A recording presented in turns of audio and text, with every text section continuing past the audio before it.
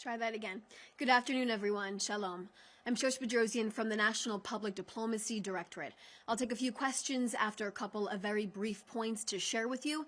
Just make sure you put your questions in the chat of this Zoom with your name and your outlet. Today is Wednesday, November 26th, and day 782 since Hamas launched a war against us, kidnapping our people and holding them hostage. On Tuesday evening, our IDF forces inside of the Gaza Strip received the remains of a hostage from the Red Cross. Those remains were supposedly found and located by the terror group Palestinian Islamic Jihad nearly 2 days ago, constituting as a blatant violation as the terror group decided not to return those remains immediately. Now, following the completion of the identification process by the Forensic Institute and informing the family this morning, the remains of this deceased hostage who finally returned home is Dror Or of blessed memory. Dror's story is a dark reminder of the horrors our people endured on October 7th and afterwards as hostages.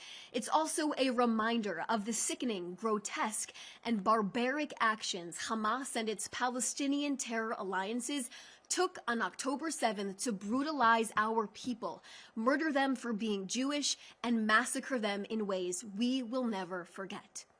Dror Or was 48 years old. He was a father of 3 and a husband to Yonat of blessed memory from Kibbutz Be'eri.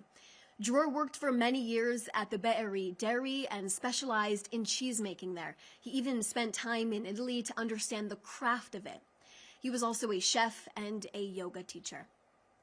On the morning of October 7th, the Or family took shelter in the safe room of their home, when terrorists soon after set the entire house on fire, causing Dror and Yonat and their children to evacuate through the window. Both Dror and Yonat split up and tried to escape, but were murdered by terrorists. Their children, their 2 children, Noam and Alma, were kidnapped alive into Gaza. They were held there for 50 days until they were released in November of 2023. Dror's children were released from captivity to learn the horrors that their mother was murdered on October 7th and that their father was still a hostage in captivity. It was announced in May of 2024 that Dror, in fact, was murdered on the morning of October 7th by terrorists. Today, after more than 2 years of holding his body and 45 days of Hamas and Islamic Jihad violating the ceasefire agreement, Dror's body is finally home and will be laid to rest. His children, siblings, and parents will finally have a place to peacefully rest their father as their tragic mourning period begins. May his memory forever be a blessing. We will tell Dror's story even when media outlets won't. We will tell the stories of our other 2 hostages, Ran Gvili, Sutiask Rintalak, when the media won't. We will continue to remind the media and the world that we still have 2 more hostages in captivity, 2 more hostages, a violation under the ceasefire, as Hamas and other terror factions inside of Gaza claim they can't find them. Palestinian terrorists took our people on October 7th, and you do not just lose people, you take captive. Prime Minister Netanyahu has made it clear, we will not rest until all of our hostages are back home. We will do everything to bring back home our people. Under his leadership, we have recovered and rescued 253 hostages, and of those, 168 were recovered alive, and 85 of them were recovered deceased. Next, violation after violation. On Tuesday, another terrorist was identified crossing the yellow line in northern Gaza and approaching our IDF troops, where they posed an immediate threat to our soldiers. The terrorist was therefore eliminated. Also on Tuesday, 5 armed terrorists who likely emerged from an underground tunnel in eastern Rafah were identified by our soldiers and eliminated.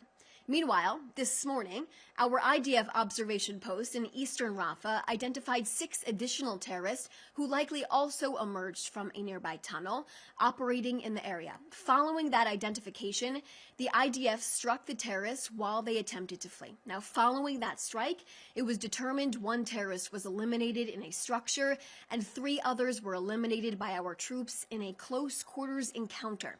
Our troops are also apprehended 2 additional terrorists terrorists who were in that structure as well.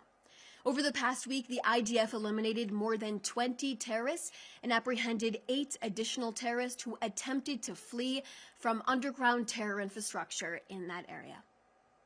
On Hezbollah, Prime Minister Netanyahu has made it clear this week that under his leadership, the state of Israel will not allow Hezbollah to rebuild its power and will not allow it to pose a threat to the state of Israel ever again. The Prime Minister expects the Lebanese government to fulfill its commitment to disarm the terror organization. This week, Israel took action to eliminate a dangerous terrorist and a mass murderer whose hands are soaked in the blood of Israelis and Americans. Before he was eliminated, Hezbollah's chief of staff, Ali Tabatabai, was working to rearm the terror organization after it suffered tremendous blows by our security forces. Prime Minister Netanyahu has made it abundantly clear.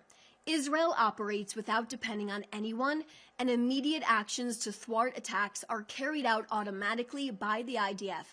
Israel decides without dependence on any external party on how to defend itself, remove threats, and repel attacks.